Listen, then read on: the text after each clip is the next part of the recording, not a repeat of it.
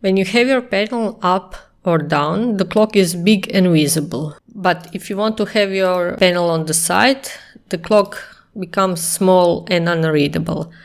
You can change that with the great widget called Event Calendar. Right-click on the panel, add widgets, get new widgets, download new Plasma widgets, type in Event Calendar, click Install. Now right-click on the clock, configure Event Calendar, go down. On the line 1, leave HH for hours, and on the line 2, type in for minutes, and you can adjust side height to 50% so both numbers are the same. And now you have nice big clock on your side panel.